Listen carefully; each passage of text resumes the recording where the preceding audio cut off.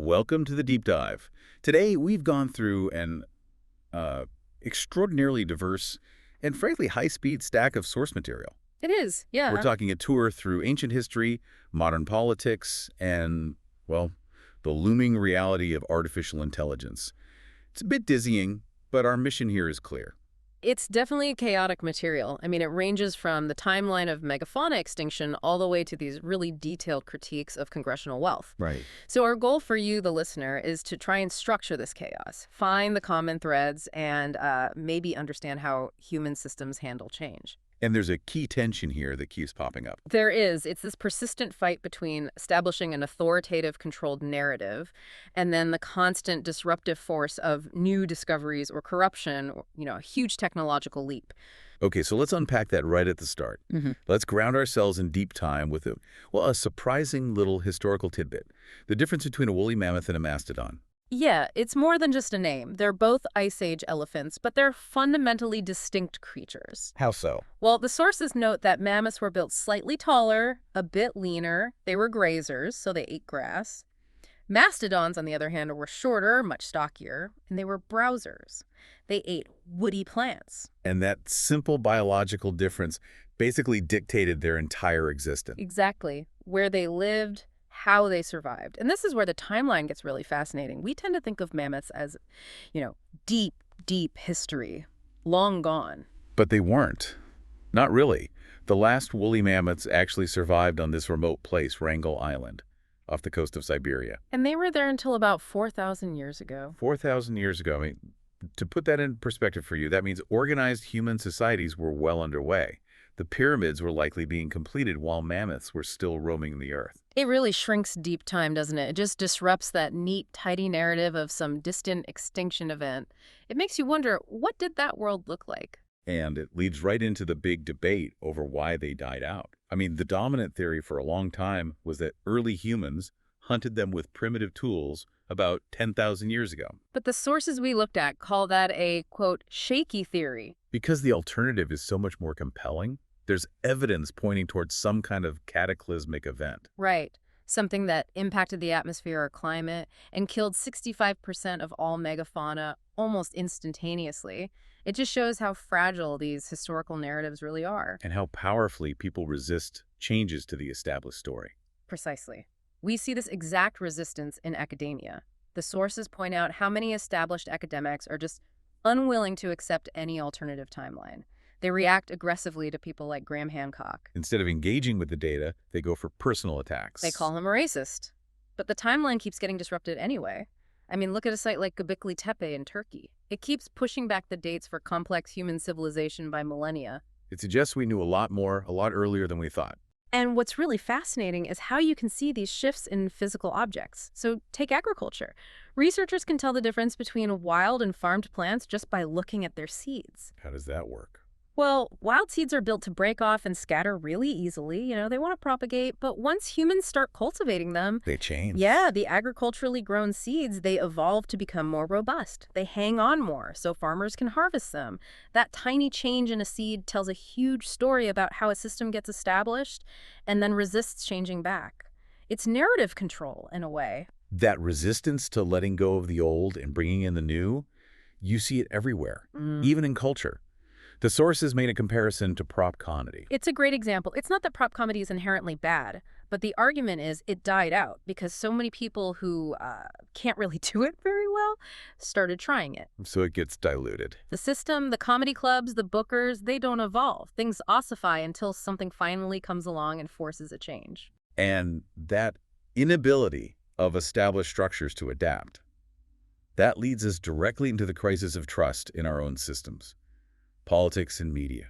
The material we looked at holds an extremely skeptical, I'd even say hostile view of mainstream legacy media. The sources argue it's compromised, and that leads directly to this profound lack of public trust. These some really strong language. Boring, lying, totally untrustworthy. One of the hosts in the source material had this analogy that really stuck with me. He said, using a major newspaper's app feels like a mediated Twitter experience. Confined to one bubble. Yeah, a single, highly curated bubble of selected journalists. You're only getting one approved narrative. And that's so different from, say, a long-form unscripted conversation, like a 3-hour podcast. It's completely different. In a short, scripted interview, the 7-minute slot on a late-night show, or a CNN host just baiting a guest with aggressive questions, it's easy to keep up a facade. But for 3 hours, that's much, much harder to do. The mask eventually slips. That's the argument, yeah. And that compromise in the media, it really just reflects a deeper corrosion in the political world, and it's mostly driven by money. It just comes down to the math, right? You've got the official congressional salary, which is what, around $170,000 a year? Something like that. And then you see representatives somehow becoming worth millions of dollars in just a few years. That wealth is tied directly to insider trading. Politicians conveniently buying stock in companies that are about to benefit from a bill that, well, they themselves just worked on. It literally incentivizes self-enrichment, not public service. And given that systemic corruption, the sources bring up a really radical, almost hypothetical solution. They call it the Singapore model. The idea is you pay politicians an extremely high salary, let's say $3 million a year. The logic being that if the pay is that astronomical, they have way too much to lose to risk getting caught in a bribery scandal. Exactly. You remove the financial incentive for corruption, but there's a huge trade-off. A dark one. A very dark one. To make that work, Singapore relies on a quasi-totalitarian enforcement system. Severe penalties, even execution, to maintain that zero-tolerance policy.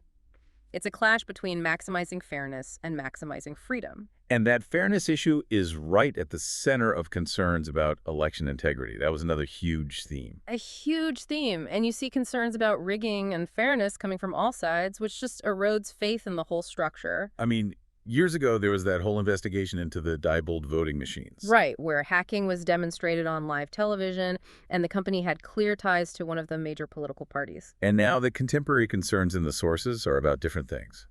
Manipulating the census with undocumented immigrants to get more congressional seats, or the use of mail-in ballots. But the basic issue that keeps coming up in the source material is voter ID, the resistance to a universal voter ID. Your argument is pretty simple. It's very simple. If you need an ID to get a vaccination or open a bank account, you can get one to vote.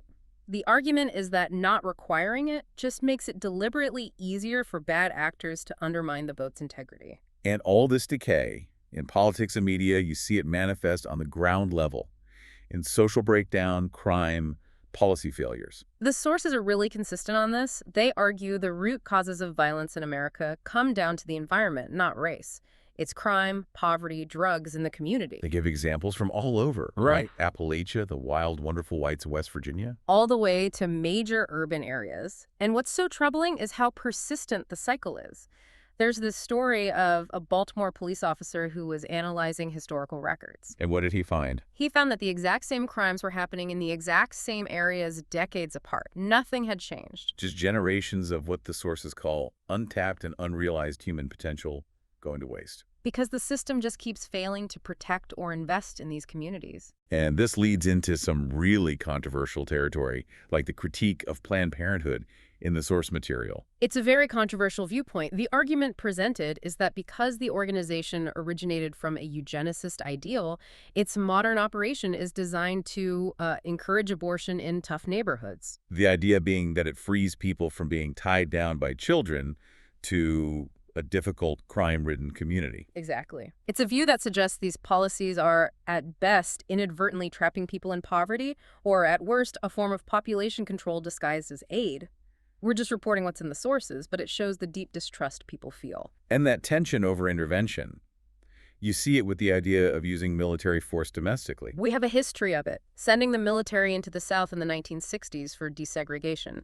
That was the government using its monopoly on violence to enforce social change. But using it today for, say, riots or low-level chaos, that sets a dangerous precedent.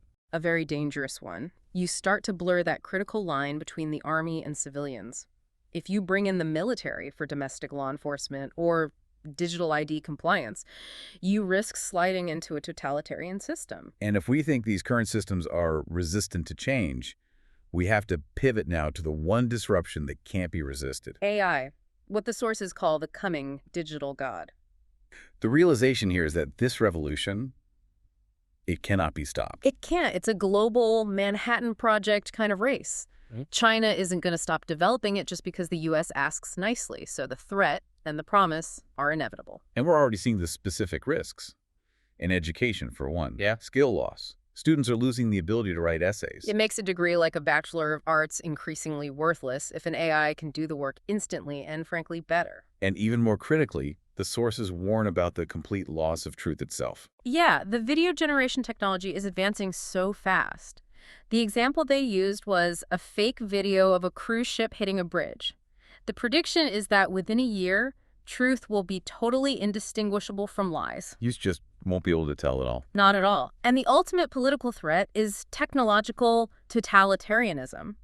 If a ruling class has access to advanced weapons like those robot dogs, Which are surely way more capable than the public footage we see. oh, absolutely. They could suppress any effective revolution. You'd get a permanent ossification of power, no chance for change.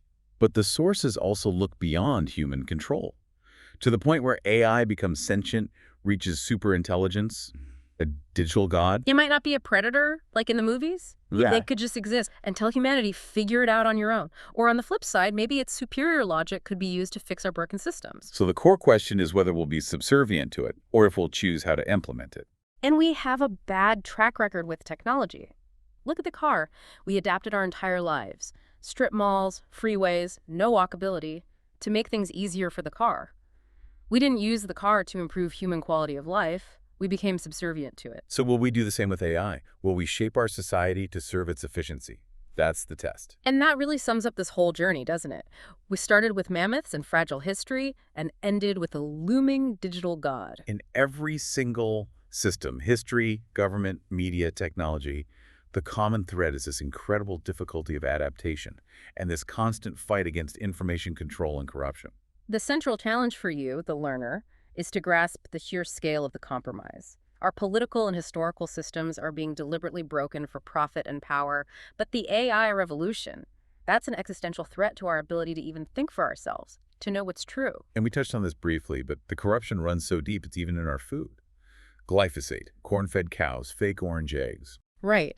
If the entire physical system that sustains our bodies is built on deliberate misinformation and cheap compromise, I mean, they chemically alter American bread just so it can sit on a shelf for weeks. What chance do we really have of ensuring truth and integrity in the purely digital, infinitely malleable world of advanced AI? Something to think about as you try to navigate what's coming.